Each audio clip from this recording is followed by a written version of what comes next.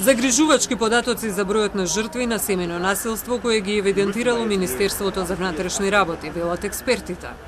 Бројот е секогаш поголем затоа што голем број жени и деца поради инертноста на системот многу тешко се одлучуваат да го пријават насилникот.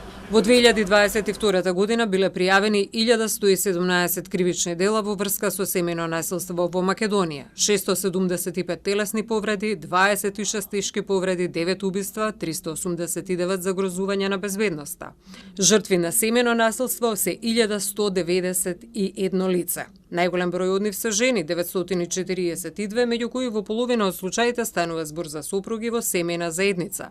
249 мажи пак се жртви на семејно насилство.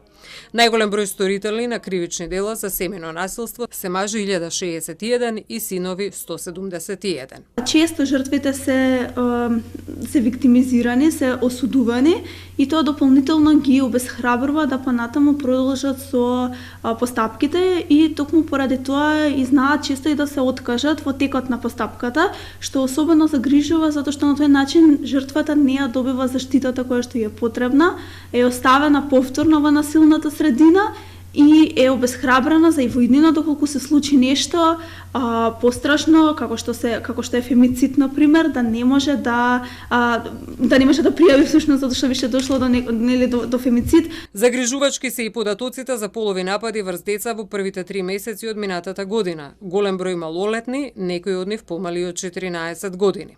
Можете да замислите колкава е траума кога тоа го прави најблискиот некого во кого детето има доверба. И токму затоа ќе нагласам, високите казни за ова најгрозоморно би рекол дело кој остава доживотни трауми, некојаш децата и со години молчат за ова, е многу важно да се работи на превенција уште во најрана детска возраст за права на приватност, несоодветно допирање да се алармира на време до тие кои може да му помогнат на детето. И уште нешто се залагаме поодамна да се воведе така наречен Мариин закон, она што во Србија веќе постои, да нема застарување на полов напад на дете под 14 години како кривично дело. Детската амбасада воедно се залага за доживотна казна за секој рецидивист повторништво на полов напад на дете под 14 години.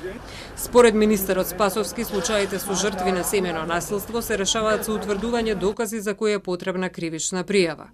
МВР со апел да се пријавуваат сите случаи на семејно насилство за насилниците да бидат санкционирани.